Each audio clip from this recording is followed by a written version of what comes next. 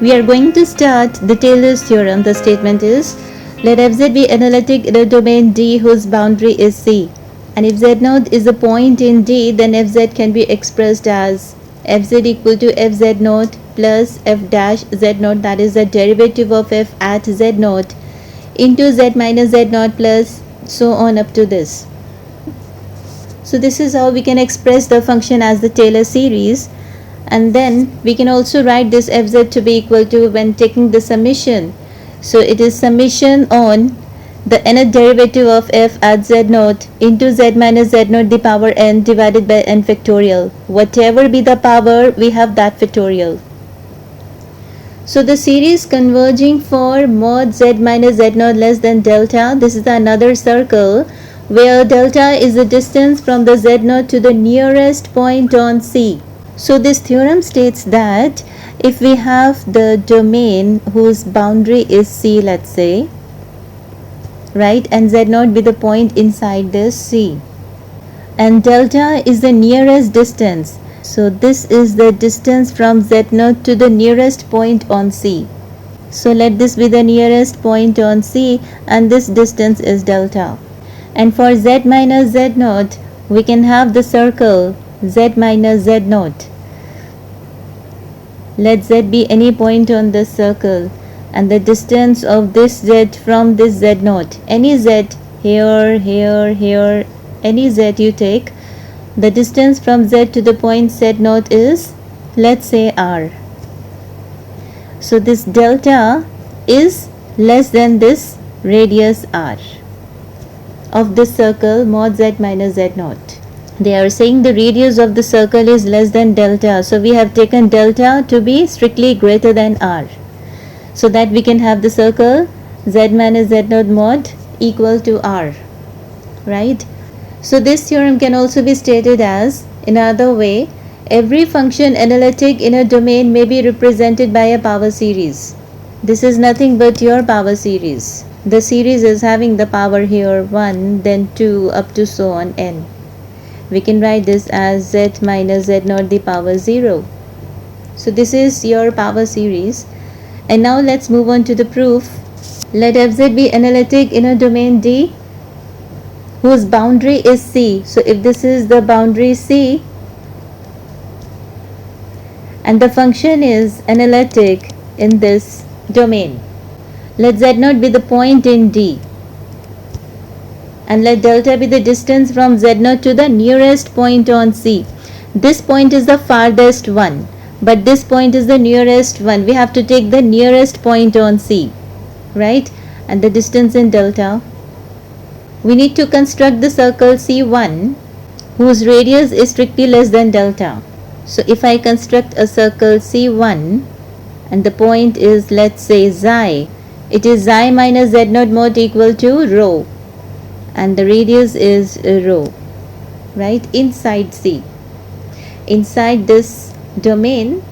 And let z be any point inside C1, because we need to have the series is converging for mod z minus z0 less than delta.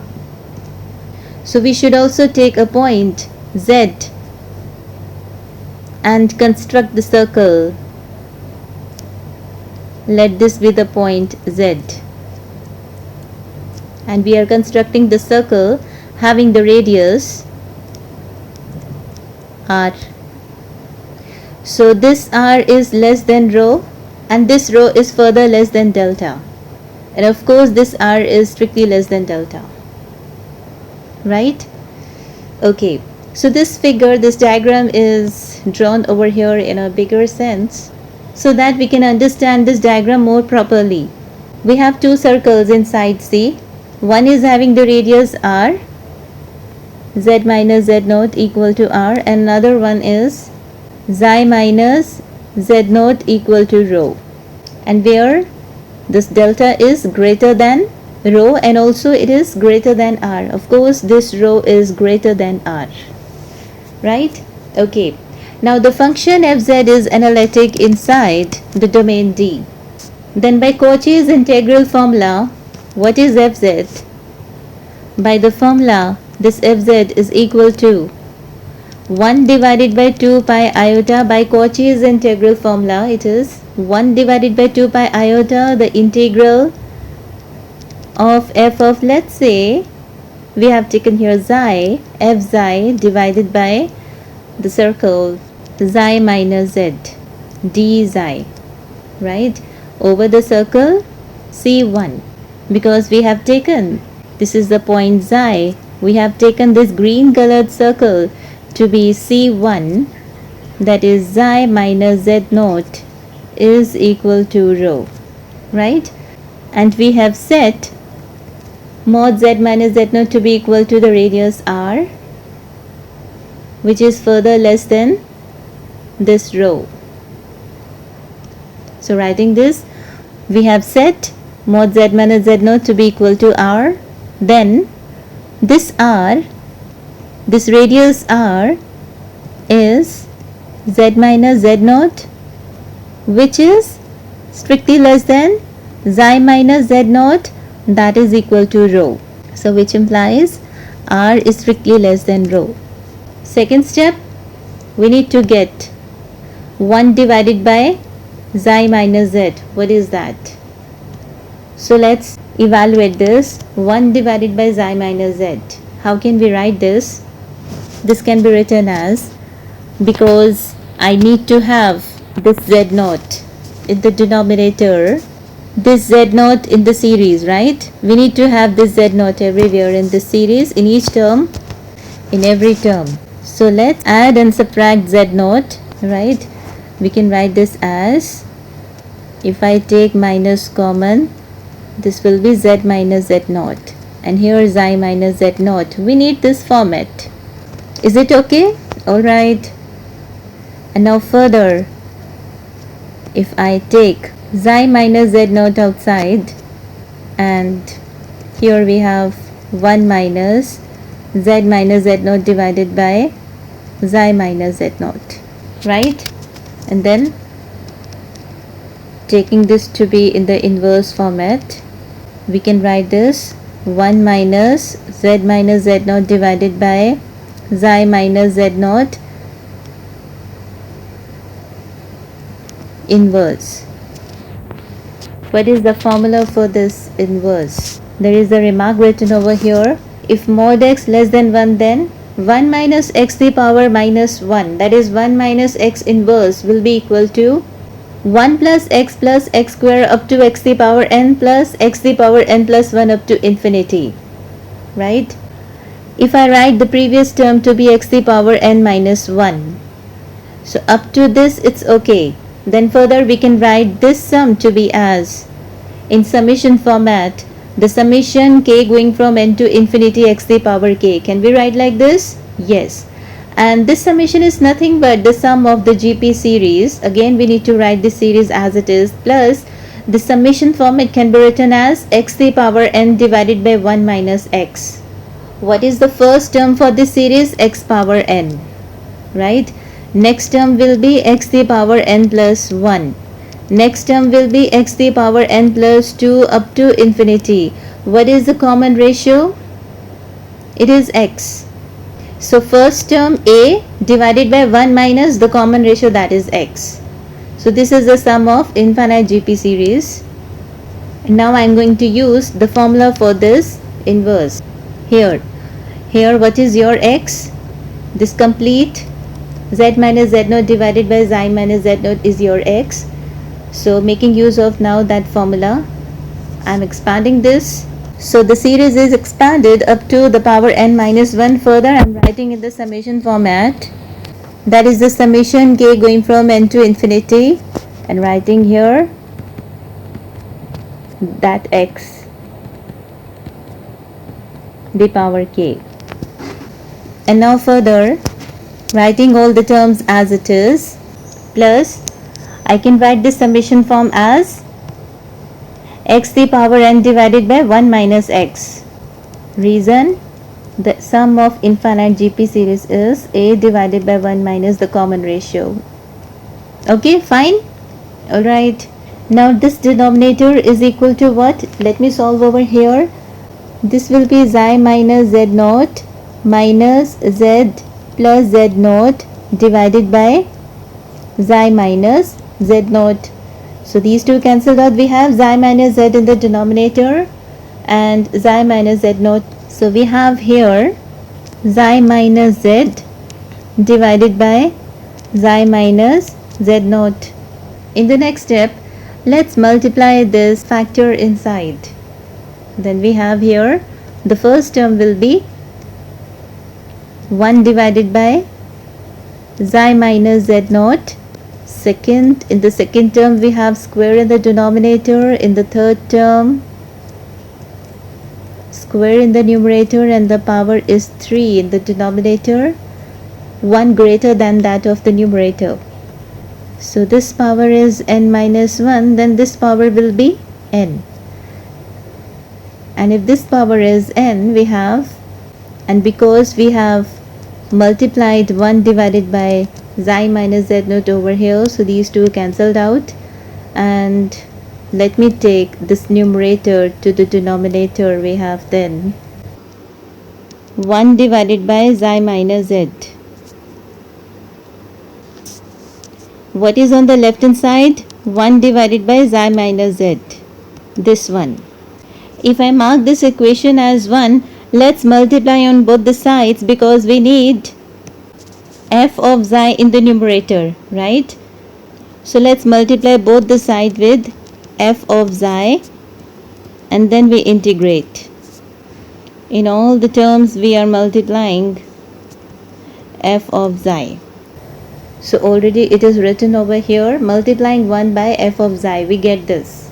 Let's integrate both the sides with respect to d xi. We have integrated over the circle C1. C1 is the circle, we have taken this. And now let's apply the Cauchy's integral formula over here. So what we get? 2 pi iota multiplied with fz. F is depending upon z because we have here xi minus z. If we have xi minus z naught, then we have to write f of z naught, right? Okay, let's apply this formula now. By applying the Cauchy's integral formula on 2, let me mark this as 2. What we get? On the left hand side, we have here 2 pi iota into f of z. On the left hand side, 2 pi iota into f of z equals to, on the right hand side, first term will be 2 pi iota into f of z naught, right? So 2 pi iota f of z naught. Because we have here the power 2, so we need to apply the Cauchy's integral first formula. So z minus z naught is also multiplied with this. We must write here 2 pi iota into z minus z naught into f. We have the power here 2. So we have here first derivative, 1 less than the power. First derivative at z naught. If we have the power 1, divide this by 1 factorial. 1 factorial is 1 plus we have power 3 over here. So for higher derivatives, what is the formula then? 2 pi iota into f. Because of this power 3, we write here second derivative at z naught. Because of the second derivative, we write here 2 factorial. And also z minus z naught whole square is multiplied with this. So writing here 2 pi iota z minus z naught whole square. We have the second derivative of f at z naught divided by 2 factorial.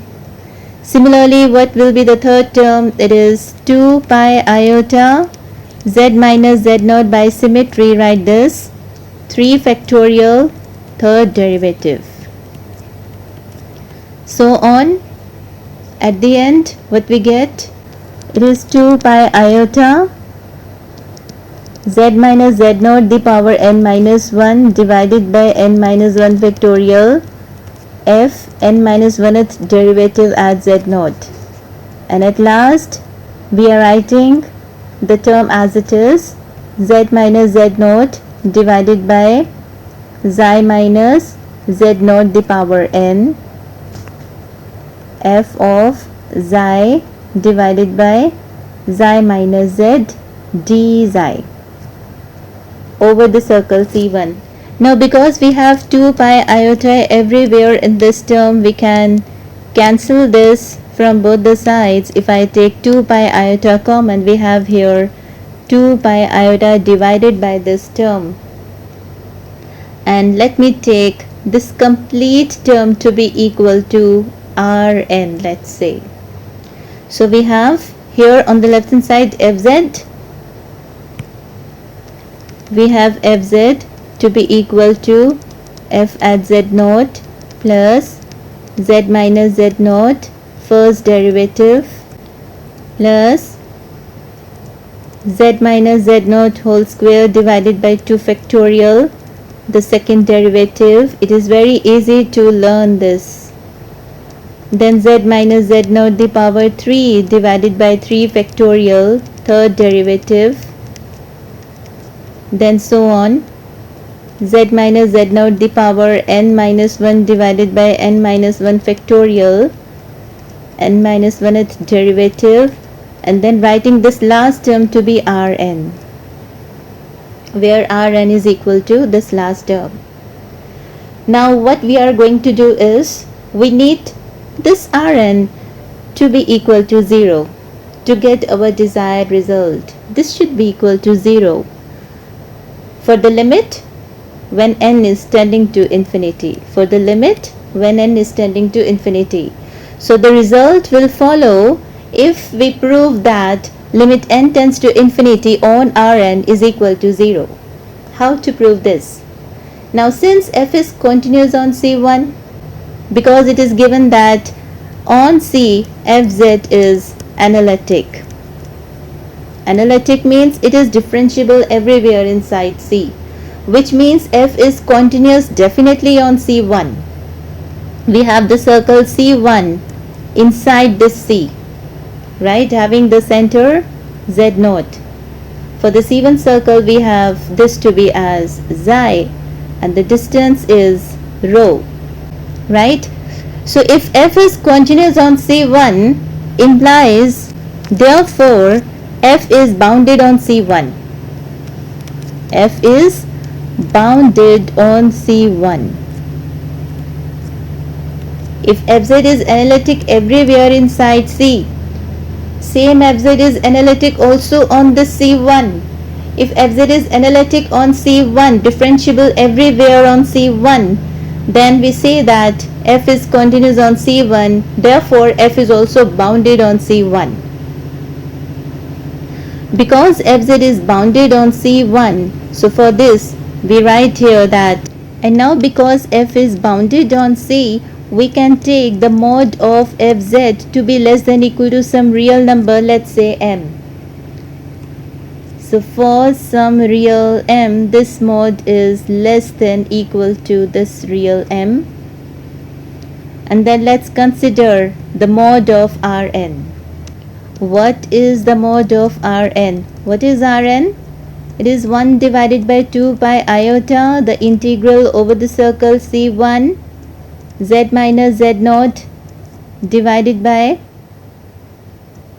xi minus z naught the power n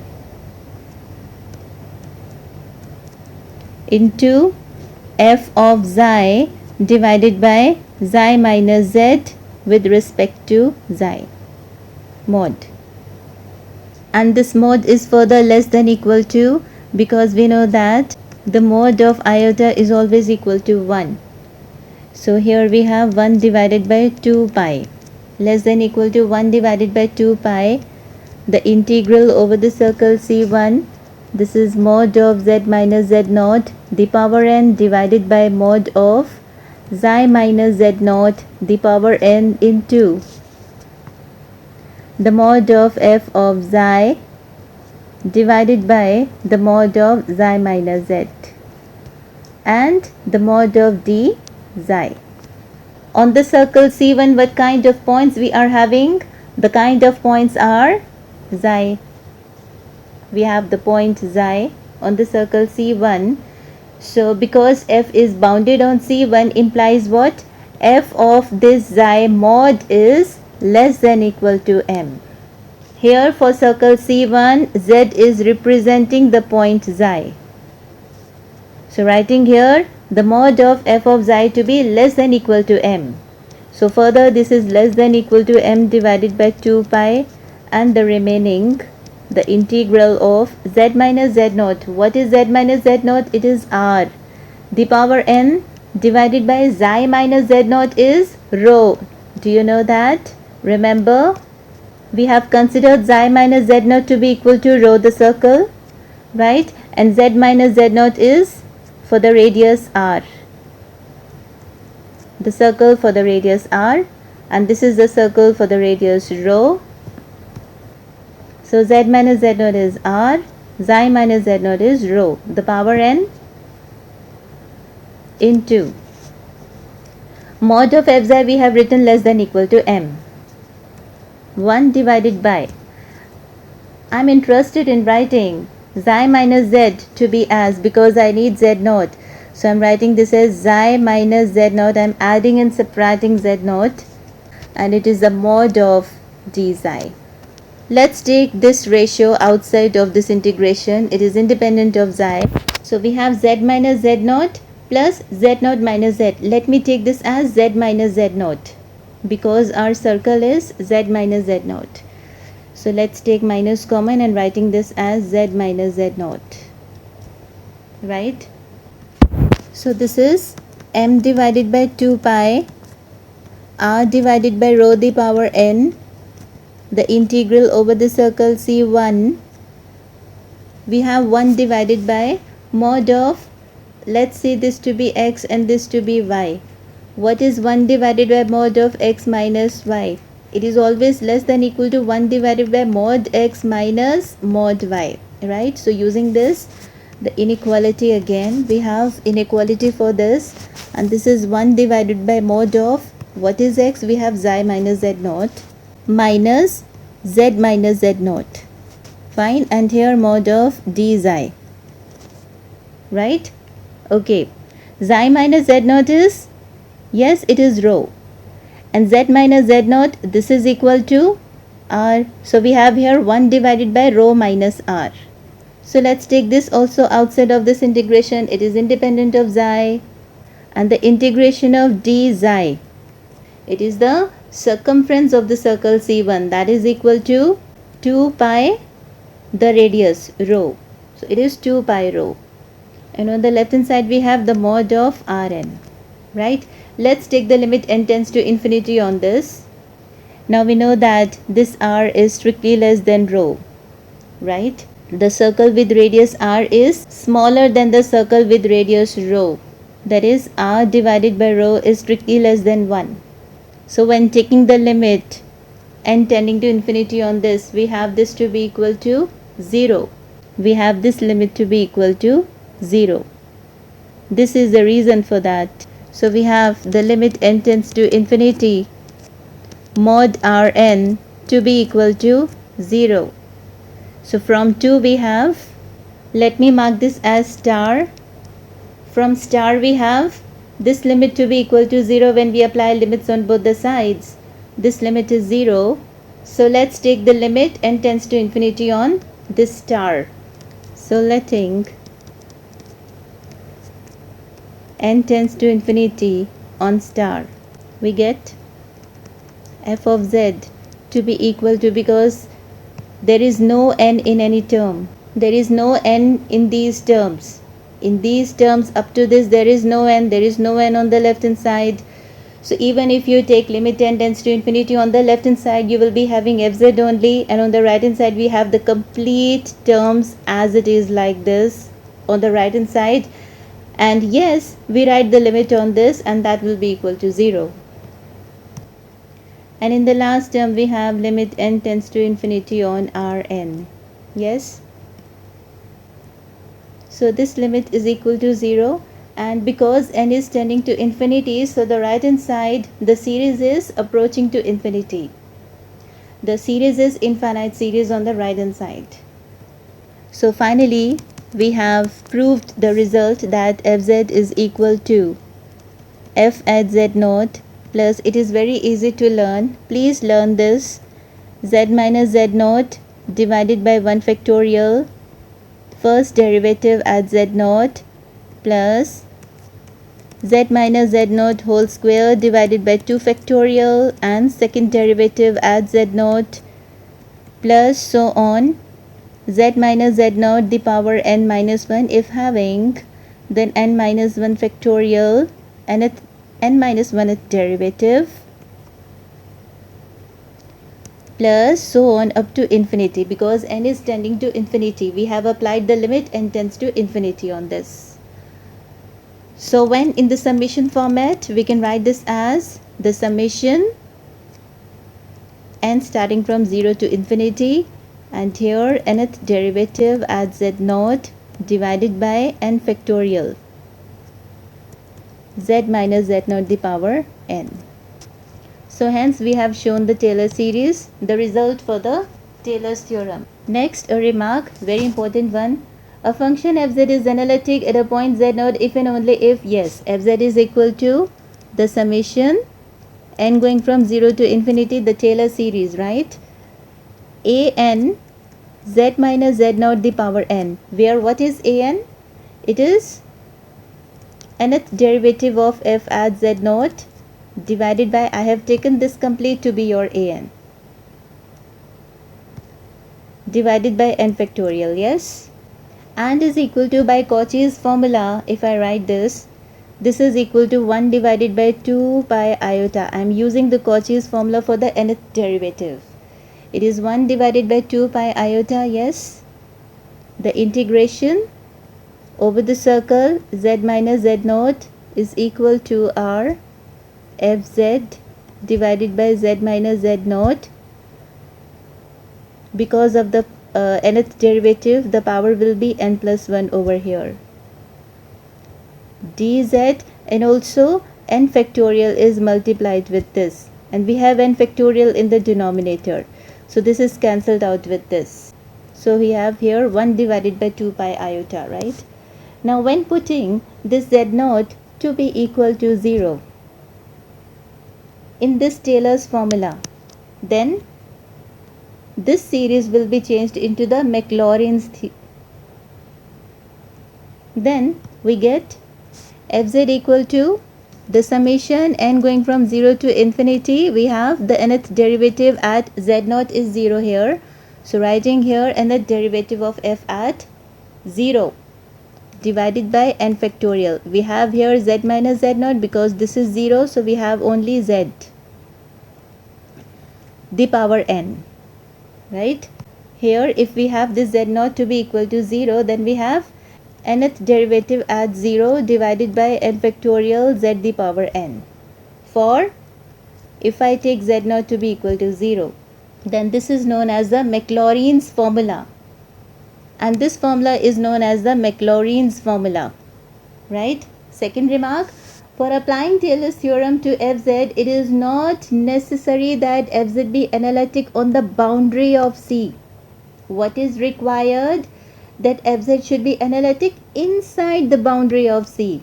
It should be analytic everywhere inside C. Everywhere inside C. It should be analytic everywhere inside C, not just on the boundary. Taylor series require that it should be analytic everywhere inside C, inside the boundary of C.